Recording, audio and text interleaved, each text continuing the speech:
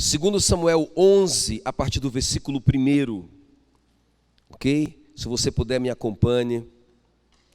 Segundo Samuel 11, 1 em diante, diz assim: decorrido um ano, no tempo em que os reis costumam sair para a guerra, enviou Davi a Joabe e seus servos com ele e a todo Israel, que destruíram os filhos de Amon e sitiaram Rabá. Porém Davi ficou em Jerusalém. Uma tarde levantou-se Davi do seu leito e andava passeando no terraço da casa real. Daí viu uma mulher que estava tomando banho. Era ela muito formosa. Davi mandou perguntar quem era. Disseram-lhe: é Batseba, filha de Eliã e mulher de Urias o heteu. Então enviou Davi mensageiros que a trouxeram. Ela veio, ele se deitou com ela. Tendo-se ela purificado da sua imundícia, voltou para a sua casa. A mulher concebeu e mandou dizer a Davi: estou grávida. Curve a sua cabeça, por favor, não, deixa a sua Bíblia aberta nesse texto. Eu quero orar por você, ok? Espírito Santo querido, fala no nosso coração nessa noite, nos desafia, Senhor, nos desafia nessa noite. Senhor, nos conduza para o centro da Tua vontade, Senhor. Não deixa que nós percamos o foco, a visão, o chamado, as prioridades, Senhor, do Senhor na nossa vida. Em nome de Jesus. Nos esconda, nos cerca, enquanto o Senhor ministra essa palavra no nosso coração. Não permita que o ladrão de semente roube nenhuma dessas sementes. E cada uma delas produza a 100 por 1 nessa noite, em um nome poderoso de Jesus. Amém, amém. Então fica ligadão aqui, irmãos, presta bem atenção. Eu lembrei isso aqui agora, acho que de ontem para hoje eu fiquei pensando nisso, que no primeiro ano que eu estive aqui, quando eu cheguei, eu estou aqui há 7 anos, né? E eu tive uma experiência que depois ela se tornou boa, mas ela foi ruim. Eu lembro que eu cheguei em casa, naquele primeiro ano, e eu morava ainda lá na 110 Norte, por isso que eu lembro que foi naquele ano, no primeiro ano, porque eu lembro bem de tudo que aconteceu. Eu estava assim, muito cansado, não é? Entende? Cansado, um cansaço físico, um cansaço emocional. Eu estava muito cansado. E aí, naquela noite, eu cheguei bem tarde com a Meila, não é? Eu deitei na minha cama e veio aquele pensamento. Olha aquele pensamento. Eu preciso de um tempo só para mim. Eu estou dando tudo, toda a minha energia nessa coisa aí. E eu preciso de um tempo só para mim. Irmão, aquele pensamento que veio na primeira pessoa do singular, não é? Como se eu estivesse pensando, falando, mas de repente eu disse: esse pensamento não é meu. Esse pensamento não é meu. Não é? Eu lembro que bem naquela noite eu li esse texto. Foi uma coincidência, uma jesuicidência na verdade. Quando eu li a história do Davi, o Davi cansado. E o Davi querendo um tempo só para ele. Irmão, quando eu li isso, eu entendi. O Espírito Santo está falando comigo. Não é? E irmãos, eu fiquei tão cheio do Espírito Santo naquela noite. Parece assim que, parece que eu não estava mais cansado. Eu já comecei a sonhar de novo. E essa experiência eu quero compartilhar com vocês hoje à noite. Então veja bem, o Davi, se a gente ler o capítulo 10, o capítulo anterior, você vai ver o Davi expandindo o reino. Era isso que ele estava fazendo, conquistando terras. Ok? Vocês estão comigo aqui? Não é? Ele estava conquistando terras. E a conquista da terra, a conquista de Israel, não é? Da terra prometida, ela é o tipo da igreja no Antigo Testamento. Era como se o Davi tivesse então conquistando territórios, conquistando pessoas, não é? Para Jesus no Novo Testamento. Cada pessoa que a gente alcança é um território que a gente expandiu o reino de Deus. Amém, queridos? E o Davi estava fazendo isso, e guerreando, e sabe, mas ele cansou. E aí, o que ele faz? No tempo que era para ele ir para a guerra, não é? Ele resolve tirar uma folga, ficar no palácio, não é? Eu estou chamando essa palavra assim, os benefícios da guerra, ou melhor, a recompensa, ou as recompensas da guerra, ok? Quero te mostrar nessa noite que vale a pena guerrear pelo reino de Deus. Eu quero te mostrar nessa noite que, olha, esse descanso da guerra não é de Deus, não é. Vou te mostrar isso. Amém, queridos? Vou te mostrar isso, não é de Deus. Não ouça essa voz. Não ouça essa voz. O Davi estava guerreando, escuta bem. Os salmos nada mais são do que Davi na guerra, né? Já viu? Você vai lendo os salmos, ele está ali fugindo do Saul, ou fugindo de um exército, ele está orando, ele está jejuando, ele está buscando uma promessa na palavra, não é? É o tempo todo o Davi em guerra. Irmãos, e isso fortalecia o Davi. Mas quando o Davi, na hora de ir para a guerra, ele fica em Jerusalém. É interessante que Jerusalém quer dizer lugar de paz. Sabe essa paz falsa? Diz assim, a pessoa fala assim, eu preciso de um tempo só para mim. Eu estou muito desgastado, não é? Eu estou cansado. Irmãos, eu quero te mostrar que isso é um grande engano de Satanás. Escuta bem, vale muito a pena essa guerra. Posso te mostrar isso aqui? Vamos ver então as recompensas da guerra pelo reino de Deus, pela expansão do reino de Deus. Eu vou te mostrar aqui, irmãos, aquela parada do Davi custou muito caro. Não é? Ali ele baixou a guarda, não é?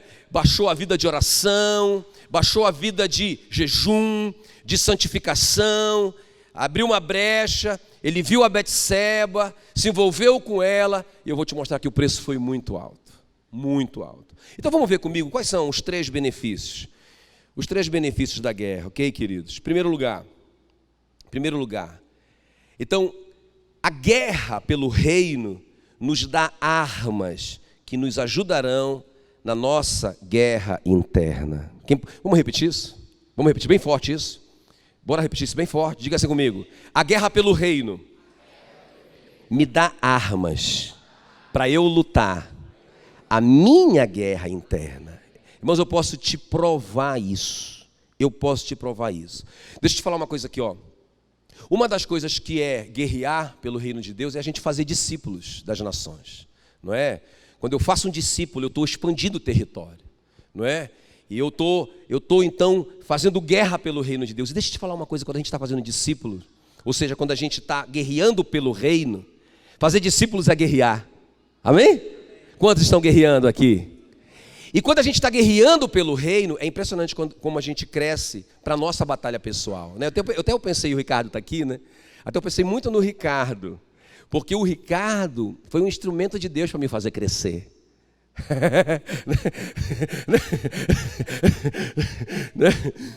Porque, irmãos, deixa eu te falar uma coisa aqui, ó. Não é verdade, é verdade. O Ricardo era um bebezão, tão lindo, não é? E o Ricardo era um bebê. E eu estava aprendendo, gente, se hoje eu estou aprendendo, imagina o pastor de vocês que comete tantos erros, não é? Há 20 anos atrás, não é? Pensa, irmãos, e naquela luta de discipular o Ricardo, eu cresci muito, não é? Às vezes eu chegava em casa e dizia, amor, chega para mim, chega, eu vou para o palácio, eu vou cuidar de mim, não é? Eu vou tirar uma folga, não é? Aí, irmãos, porque eu estava cansado, o Ricardo me resistia, né? Mas aí a Mila falava assim para mim, amor, deixa eu te falar uma coisa, querido, né? Eu dizia, o quê? Você é assim mesmo com o pastor Genildo. Nunca. É sim, amor. Tu pode não fazer com a intensidade do Ricardo, mas tu resiste ao pastor Genildo também. Tu dá muito trabalho para ele, amor. Entende? Então, irmãos, que oportunidade que o Ricardo foi para mim de crescimento, não é? E deixa eu te falar uma coisa. Gente, isso é uma bênção, não só com o Ricardo, mas com cada um de vocês aqui, meus discípulos. Eu aprendo tanto com vocês. Enquanto eu estou aí lutando pelo reino de Deus, fazendo discípulos, irmãos, eu estou aprendendo a ser um pai melhor, não é? Eu estou aprendendo a ser um pai melhor, porque eu estou ganhando armas para a minha batalha pessoal. Quem está me entendendo? Eu estou lutando pelo reino, fazendo discípulos, pagando preço, dormindo tarde, acordando cedo, mas eu estou crescendo. Quantas vezes, irmãos, quantas vezes a gente saiu de um relacionamento, de um discipulado com um casal, eu disse, meu Deus, eu sou esse cara orgulhoso, eu sou desse jeito, eu estou fazendo a minha família sofrer, não é? Quantas vezes eu e a Meila conversamos com uma moça, com uma menina, né, uma adolescente, ferida pelos pais, e eu disse, puxa vida, às vezes eu faço isso com a minha filha, estou ferindo a minha filha. Quantas vezes, irmãos, a Meila, não é? Saiu de um discipulado, eu lembro de uma vez que a mulher falou assim no discipulado, não, o marido, pastor, eu vou confessar, eu fico lá no trabalho mesmo enrolando, eu fico enrolando lá no trabalho para chegar tarde em casa, porque eu não aguento, pastor. Eu chego lá em casa, essa mulher só se preocupa com a limpeza da casa, ela não se preocupa comigo. Irmãos, eu disse, meu Deus do céu. Aí terminou, foi todo mundo embora, aquele pessoal foi embora, a Meila falou assim para mim, amor, tu está demorando a chegar muito em casa. Amor, fala para mim, tu não pode mentir. Amor, tu fica lá na igreja até tarde, não é? Por quê? Esse amor é pela mesma razão desse irmão. Eu lembro como que a Meila cresceu, não é? De se preocupar mais comigo do que com a casa, não é? Sabe, irmãos, enquanto a gente está ali fazendo a guerra, pagando o preço, suando a camisa, não desistindo, perseverando, Deus está nos dando armas para a nossa guerra pessoal, não é? Eu estava pensando hoje, eu estava dirigindo meu carro, buscando meu filho na escola, e estava pensando como que eu cresci, né, no relacionamento com os meus filhos. Eu tenho certeza que foi lá nos discipulados.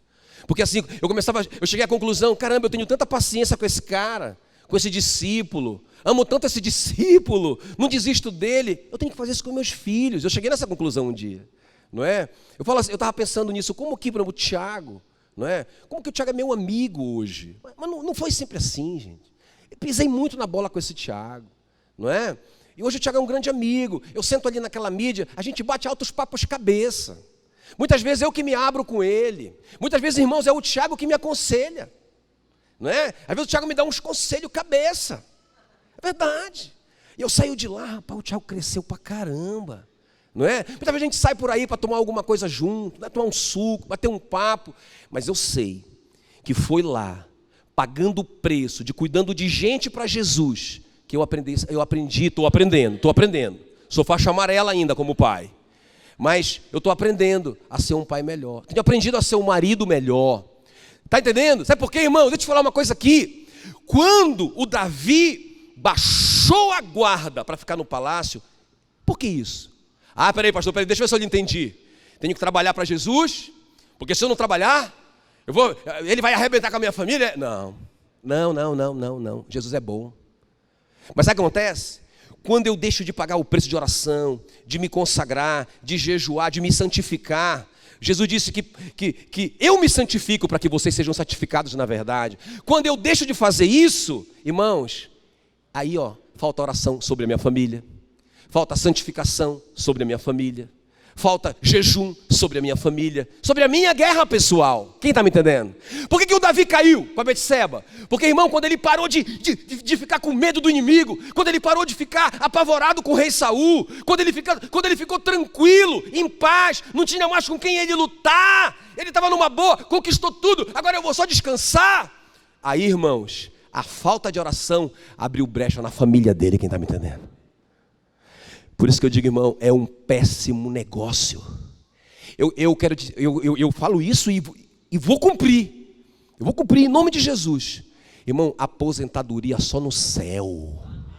Irmão, não tem nenhum sentido. A Bíblia diz, não faça da graça de Jesus em vão. Puxa vida, Ele me salvou de graça, eu não merecia. E agora eu vou viver uma vida só para mim. Só descansando no palácio, aposentado. Meu irmão, aposentadoria só no céu, coloque isso na sua cabeça. Não é? O pastor Melvin ele subia no púlpito assim, Alguém segurando ele, meu irmão. Alguém segurando o pastor Melvin. para ele subir no púlpito. Aí ele subia. Meu Deus, só para o pastor meu vir chegar lá no púlpito. Boa noite, queridos. Irmão, quando ele abria aquela boca, ele era possuído pelo Espírito Santo. Irmãos, ele pregava a palavra, velho, terminava a palavra, ele descia. Irmão, agora ele está aposentado, quem está me entendendo?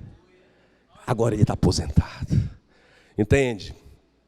Então, queridos, a primeira razão, o primeiro benefício dessa guerra pelo reino de Deus, que vale a pena, é porque eu vou ganhar armas para a minha guerra pessoal. Amém? A segunda razão, o segundo benefício da guerra. Amém? Essa guerra pelo reino vai me revelar o propósito de Deus na minha vida. Isso é tão importante. Ok? Então veja bem, o Davi, ele perde esse propósito. Gente, isso é um perigo, isso é um perigo, isso é um perigo. O Davi esqueceu quem ele era em Deus. É um erro que a gente nunca pode cometer. Quer ver? Olha só o que diz 2 Samuel 12:7. Quer ver? Acompanha comigo. Olha o que o Natan vai dizer para o Davi. Não é? Ele conta aquela parábola, né? Lembra? Ele chega lá e diz assim mesmo: Rei Davi, eu quero que você julgue um caso. Chegou um forasteiro na cidade e ele foi na casa de um homem rico. O homem rico pegou a única bezerrinha do homem pobre, matou e fez um banquete para aquele forasteiro. O Davi não deixou nem o Natan falar: seja esse homem condenado à morte e restitua ele 4 vezes mais. Aí o Natan apontou o dedão na cara dele e disse: esse homem és tu. O Davi tomou um susto. Eu? Você. O Senhor. Aí ele vai dizer o que foi que Deus deu para o Davi. Olha só, ele diz assim mesmo: então disse Natan a Davi: tu és o homem.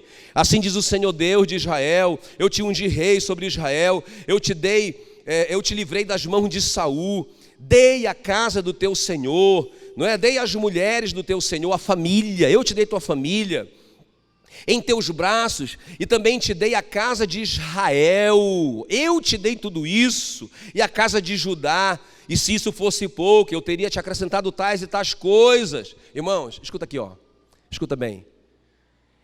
O Davi esqueceu que tudo que ele tinha era para cumprir um propósito determinado. Entende? Quando eu estou ali na guerra, eu sempre sou consciente de quem eu sou em Deus. Quando eu começo a ficar soft, light, que eu quero descansar da guerra, eu quero sair da guerra, sabe o que vai acontecer? Eu vou esquecer o propósito. Irmão, sabe, é igual a Esther. Igualzinho a Esther. A Esther é uma menina guerreira que anda com Deus. Aí ela vira rainha. Ela vira rainha. Aí vem um problema, não é? O Ramã querendo matar o povo de Deus. Aí o Mordecai vai lá com ela, pedir socorro, pedir ajuda. Qual é a resposta da Esther? Ela está no palácio. Ela está gostando daquilo ali. Saiu da guerra. Ela não é mais aquela menina judia pobrezinha de oração, não é? Agora ela não precisa mais disso. Ela chegou onde ela queria. O que ela faz? Ela diz assim mesmo: não, tio, não vou não. Não vou me arriscar. Posso perder tudo, não é? Eu não posso ir lá diante do rei porque ele pode me matar. Eu não posso correr risco não, meu titio. O Mordecai diz assim para ela: você esqueceu o propósito de Deus para a sua vida. Sabe por que você está aí nesse lugar? Sabe por que você é a rainha de Suzã? Sabe por que o Assuero se encantou com você? Sabe por que você nasceu bonita desse jeito? É para esse propósito. E se você não se posicionar e servir a Deus nesse propósito para o qual Ele te enviou, Ele vai mandar outro no seu lugar. Ele vai mandar outro no seu lugar, mas você e a sua casa perecerão, porque você é judia também. Então, irmãos, o Davi esqueceu. Ele esqueceu quem ele era. O Natan vai lá com ele e sacode ele. Davi, tudo que você tem, rapaz, você é o rei de Israel. Tudo que você tem, tudo que você é para cumprir um propósito para Deus, rapaz. Você esqueceu isso. Quem está me entendendo? Tudo que você é. O Hélio é bonito desse jeito, não é? Para cumprir um propósito, não é? Ok? Amém, queridos? Não é? O Rogério é milionário assim, não é? para levar a Etienne para passear e jantar fora. Estou brincando. Irmão, cada um de nós, você é músico para Deus. O Roberto Carlos nasceu para ser músico para Deus. O Elvis Presley era músico para Deus. Só se perdeu pelo caminho e curtiu o palácio e curtiu a própria vida. Irmão, que vida sem graça é essa de viver só para nós? Porque lá a gente vai ser tão pobre, não é? E se for para lá, né? Porque não fez nada por Deus. Entende o que eu estou falando? Então, gente, a guerra por Jesus, a guerra pelo reino, fazer discípulos, sabe, pagar o preço, dar armas pessoais para você vai vencer as suas guerras pessoais. Deixa eu te dizer uma coisa, eu vejo pessoas, tenho visto isso, o cara é um empresário, quer ver? O cara é um empresário, envolvido com o reino de Deus, não é? Irmãos, é só uma questão de tempo. Ele está orando, ele está jejuando, o que ele está fazendo é pelo reino, mas ele está forte espiritualmente, o diabo não consegue aproximar dele para detonar a empresa dele, quem está me entendendo? Está vendo? Entende? Agora o cara começa a dizer, não, vou tirar folga, vou tirar fé, estou trabalhando muito para Jesus aí, para o reino. Aí ele sai, ele para, ele seca. Aí o diabo pega a empresa dele, foi um castigo de Deus?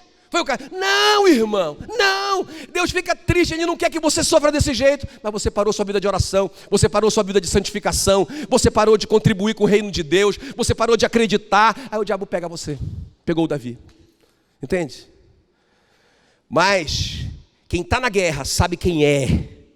Quem sai da guerra perde a sua identidade. Muito bem, terceiro lugar para a gente orar.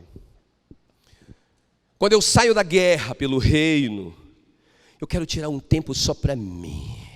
Quero ficar descansando. Estou cansado de lutar. O que é que vai acontecer? Irmãos, olha só. A fuga da guerra externa é o terceiro. Rouba a paz interna. Eu quero terminar com isso. Preste bem atenção. Versículo 9 em diante.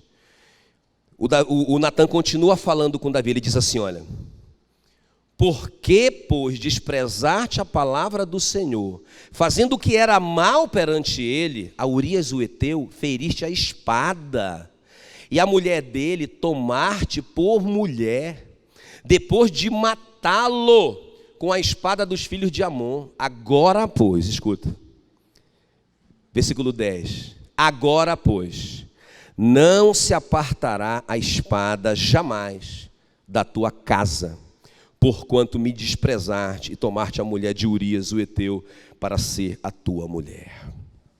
Diga assim: a espada não se apartará jamais da sua casa. Gente, olha aqui para mim, ó. Presta atenção aqui, ó. Fica ligadão aqui, ó. Cutuca o teu irmão e diga: não durma.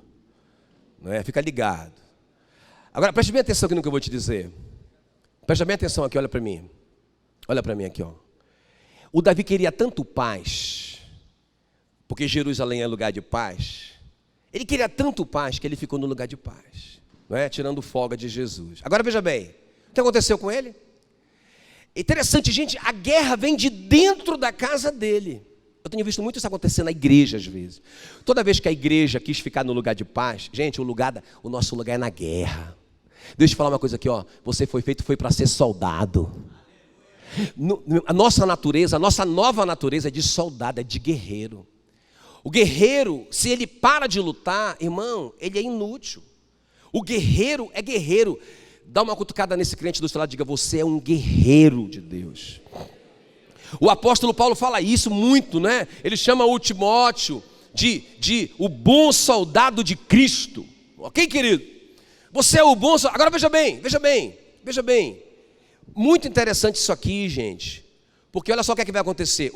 O guerreiro Davi, tira férias de Deus. Eu não estou te dizendo com isso que não pode tirar férias, não é isso, por favor, não estou dizendo isso. Eu estou te falando que a gente nunca pode sair da guerra. Irmão, eu estou lá de férias, mas eu estou em guerra, quem está me entendendo? Eu estou lá, toda quarta-feira quando a gente pode, eu vou lá para o acampamento, é minha folga. Mas meu irmão, pensa num tempo que eu leio muito, namoro muito também, mas leio muito, não é? Leio muito, tiro muito tempo de oração com a Meila, é muito legal. Eu estou em guerra, não é? A gente vai viajar agora para Gramado, em nome de Jesus, aleluia. Não é? Mas, irmão, agora não, em julho. Mas eu vou estar de folga, talvez umas 2 semanas, mas eu não vou baixar a arma. Quem está me entendendo? Você entendeu a diferença? Não é? Então, o que o Davi faz? Ele deixa de ser guerreiro, ele sai. No tempo de ir para a guerra, era para ele estar na guerra. E ele fica, ele não vai para a guerra. Agora, o que acontece com ele? Presta atenção, não perca isso aqui agora, ó. Não perca isso aqui agora. O que acontece com Davi, gente, é que a guerra vai vir de dentro. Então eu digo assim, que a igreja, toda vez que a igreja quis ficar na paz, todas as vezes na história da igreja que ela quis ficar em Jerusalém, conseguimos. Agora nós somos uma grande igreja poderosa e milionária. Ela foi perseguida. A guerra veio de dentro. Entende? E toda vez que a gente começa nessa de não querer lutar porque a gente não quer cansar, a guerra vem de dentro. Então veja bem, o Davi, o que aconteceu? Primeira coisa, o filho que ele teve com a Betseba morreu. Pensa na dor que ele teve. Menino lindinho, bonitinho, 2 anos de idade, que coisinha linda, correndo pela casa, adoece. O Davi vai orar, jejua por ele, sofre por ele e ele morre. Olha só, olha o que o Natan disse para ele. Você não queria paz? Agora, a guerra, você não quis sair da guerra? Você não quis ficar lá de bobeira, de boa? Agora a guerra vai vir de dentro da sua casa. Não é? Agora o que aconteceu? Olha o que aconteceu. Um filho dele, gente, um filho dele se apaixona pela própria irmã dele. Olha que tragédia, um incesto na família real, não é? O Aminon se apaixona pela Tamar. Irmão, ele violentou a irmã. Que tragédia, não é? Uma tragédia. Já pensou a cabeça do Davi? Pensa comigo aí.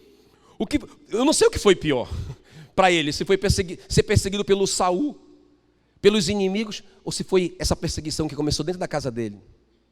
Não é? Eu vou te falar, eu creio que doeu mais essa perseguição interna aqui.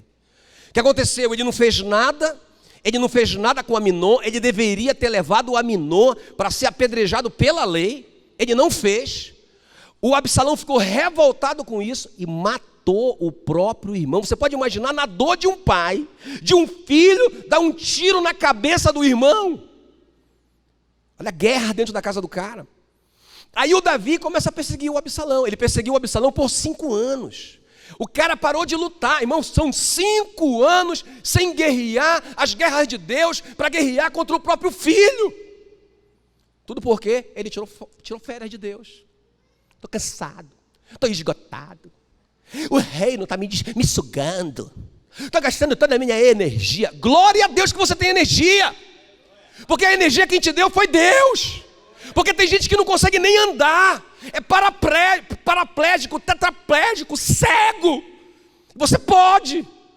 E foi Deus que te deu. Como assim que você está cansado? Como? Foi Deus que te deu. Entende o que eu estou falando?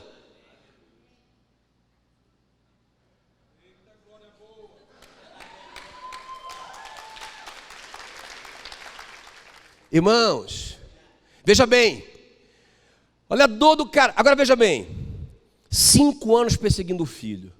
Finalmente o Joabe convence ele. Rapaz, tu tá louco, tu tá maluco, cara. Tu é o rei, tu está sendo um modelo para todo mundo. Rapaz, aceita o teu filho de volta. Que loucura é essa?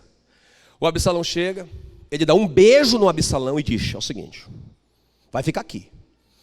Mas enquanto você estiver morando aqui perto de mim, você não pode olhar na minha cara. Já pensou a tragédia de uma família dessa? O Absalão disse: ah, é? Beleza. Então tá bom. Foi o pior negócio que Davi fez.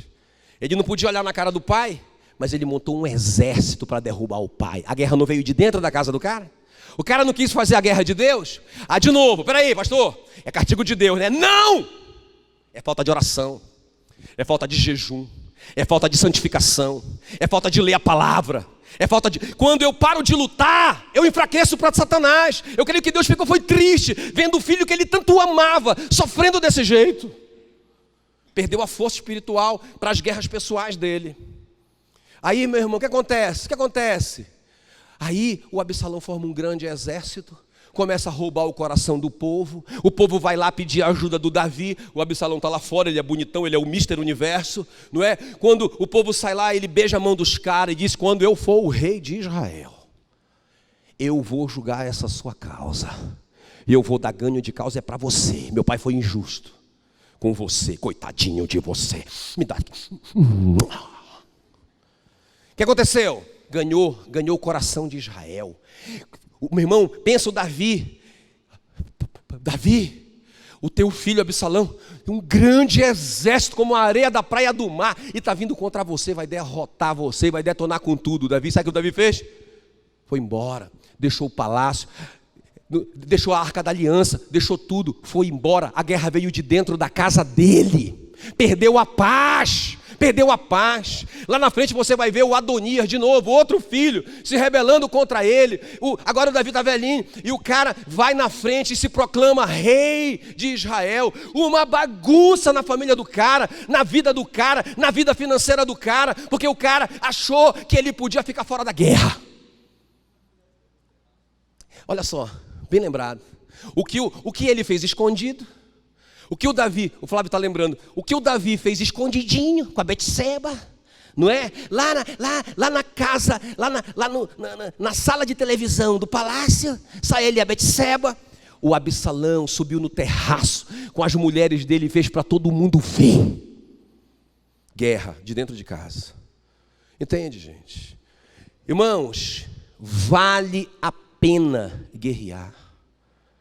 Nunca pare, nunca se aposente, nunca